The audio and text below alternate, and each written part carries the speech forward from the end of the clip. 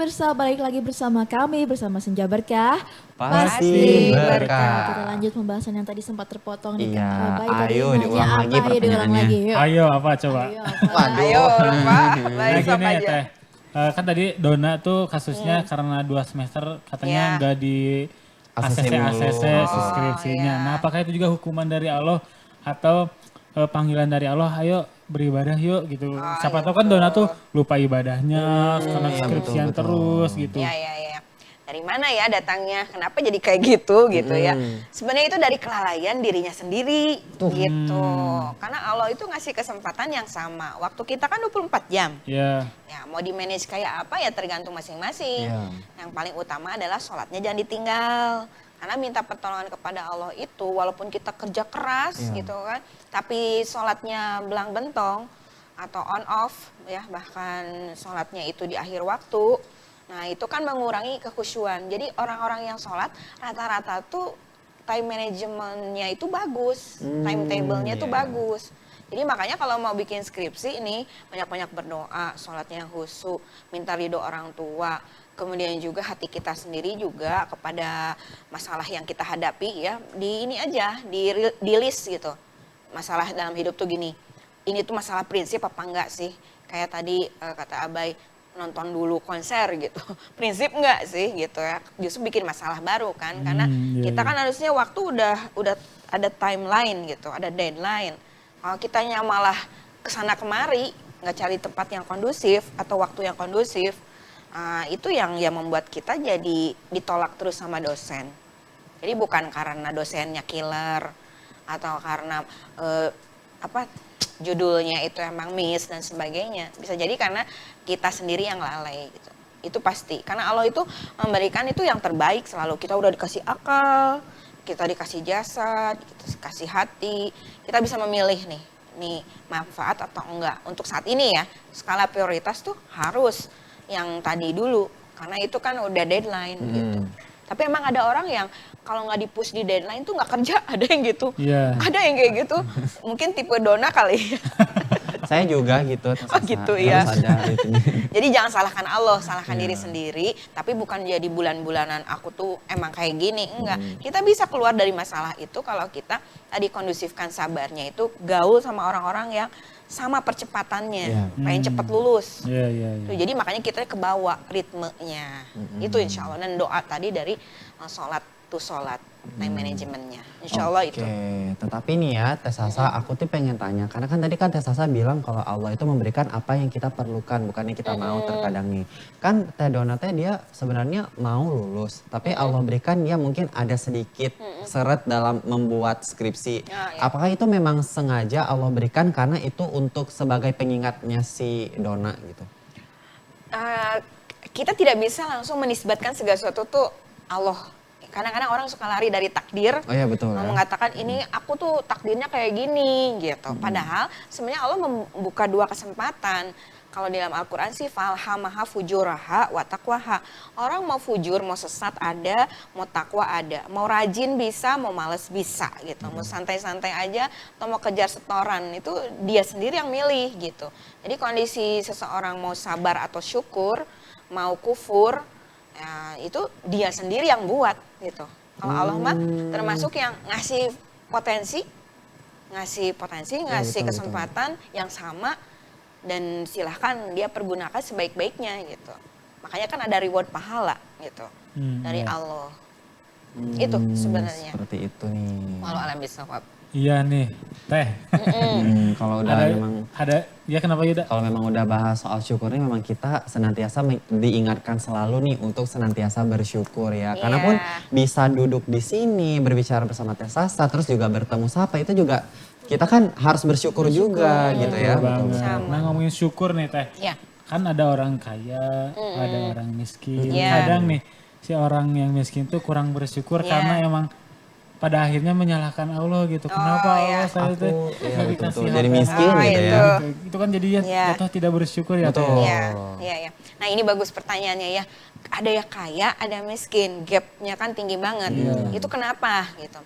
Sebenarnya kalau Allah melihat itu tidak diukur dari gap itu. Nah, tapi cara menyikapinya. Si kaya apakah tidak akan boros? Apakah tidak akan sombong?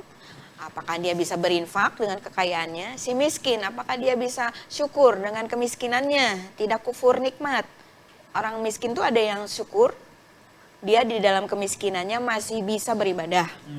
Masih bisa tahu bahwa ketika dia diberi ujian kekurangan harta, dia masih bisa wirid, ya maksudnya tahlil, tahmid, tasbih, takbirnya. Setiap kita itu, mau kaya atau miskin, itu adalah sodakoh. Orang miskin aja bisa sodakoh. Maka nanti di akhirat itu penghuni surga lebih banyak orang-orang yang fakir. Itu kata Nabi. Bukan berarti kata saya ya, bukan berarti kita harus minta fakir, enggak. Karena Enggak dong. sahabat Abu Bakar Asy-Siddiq radhiyallahu anhu itu terkenal dengan kekayaannya. Dia menginfakkan seluruh hartanya. Berarti dia juga kerja keras untuk itu, menafkahi keluarganya. Dia masuk surga dari semua pintu. Pintu sodako masuk, pintu saum masuk, pintu tahajud masuk. Jadi sebenarnya orang kaya yang sesungguhnya itu kaya hati dan kaya juga kekayaannya. Bisa memberi. Makanya kalau orang yang miskin sebetulnya dia bukan dihukum jadi miskin. Emang itu ujian buat dia. Kemiskinan itu ujian. Kekayaan itu pun juga ujian. Ujiannya betul banget. Itu. Berarti emang mau kaya mau miskin itu sama saja ya Teh Sama ya. saja. Dan si kaya ini harus pinter-pinter mengolah Mengelola kekayaannya kekayaannya. Iya, untuk betul. dibagikan ke orang lain. Iya. Betul sekali. Nah, tadi kan Dona tuh sempat mau joki ya Teh. Joki skripsi, Joki pemirsa. skripsi kan tadi. Iya. Tapi itu apa sih hukumnya untuk mencari jalan yang cepat gitu? Oh gitu. Ya, pada intinya ketika kita lagi kesulitan nih, gitu, ada bisikan buruk. Udahlah aku mah putus asa. Udahlah aku mah cara curang aja. Aku mah nyontek aja, aku mah joki aja. Itu di hati kita tuh berlintas. Aku mah quit aja, aku mah mau DO aja. Itu banyak. Tapi ada lagi bisikan lagi, jangan. Rugi waktu. Itu namanya ya hawa nafsu di dalam kita loh. Sebetulnya orang yang paling berat itu adalah yang sabar itu adalah siapa? Bukan orang yang pandai bergulat. Tapi sabar itu orang yang bisa menahan emosi sendiri dan bisa memaafkan orang lain. Nah contohnya tadi joki gimana? Itu sebetulnya cara yang curang kan, kita tahu kan nggak jujur. Kalau joki kan berarti otaknya dia yang kita masukin gitu ya, terus dia dibayar gitu kan. Nah itu kan curang. Kalaupun mau kita belajar sama orang yang pintar, yang udah lulus. Ini apa sih? Aku mau tahu resepnya apa. Jadi belajar. Jadi bukan menjokikan orang pinter ya, tapi kita belajar. Dan hasilnya ya kita sendiri nanti pahalanya. Insya Allah dengan kesabaran tadi, joki udah hilang lah dari pikiran. Soalnya satu cara nafkah yang haram, ya kan nggak jujur kan. Ilmu harus jujur. Kalau emang itu yang ngerjainnya orang, berarti kan kita emang tahu beres, bayar. Nah itu Betul. nggak begitu. Ya apalagi kalau misalnya orang tersebut mencari jalan cepatnya tuh ke yang gaib-gaib ya Teh. Nah, itu apalagi itu mah. Astagfirullahaladzim. Aduh, lebih jauh lagi itu jauh mah. lagi Wah, terbangnya udah itu tuh. mah. Sholatnya 40 hari tidak diterima dan kalau dia belum taubat sampai mati ya kekal bersama Firaun. Kekal bersama siapa lagi itu yang tokoh-tokoh Abu Lahab. Iya, kan? jadi serem Nauzubillah gitu. min zalik. Tapi Ya. kan di dalam kenyataannya ini ya, sabar dan syukur ini kan susah untuk dilakukan. Apalagi kan Allah tuh sangat menyukai atau mencintai hambanya yang memiliki dua sifat ini ya Pak. Ya kan? Nah bagaimana sih cara kita agar selalu bisa mengamalkan sabar dan syukur ini? Ya, pertama-tama karena saya pribadi juga lagi belajar nih ya, belajar sabar mendengar pertanyaan dan menjawab pertanyaan gitu. Ya harus sabar gitu, ya. Mensyukuri gitu hari ini bisa kumpul sama teman-teman semua ya, yang pemirsa ataupun yang di studio itu alhamdulillah gitu. Nah jadi kalaupun misalkan ada orang yang kayak gitu ya sayang banget gitu. Sebenarnya kan kita emang dilahirkan untuk beribadah tadi gitu.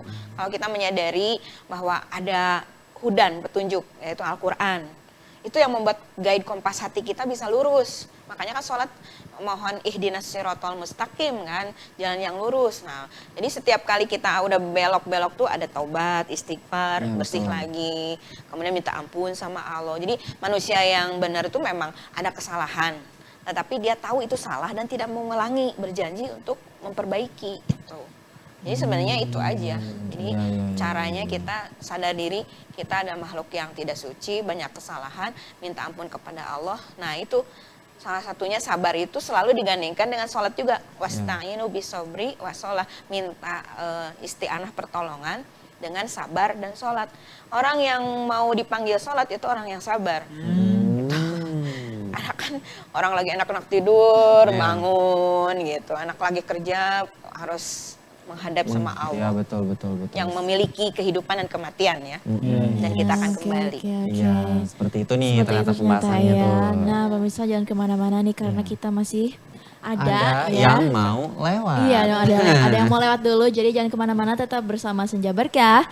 Pasti berkah.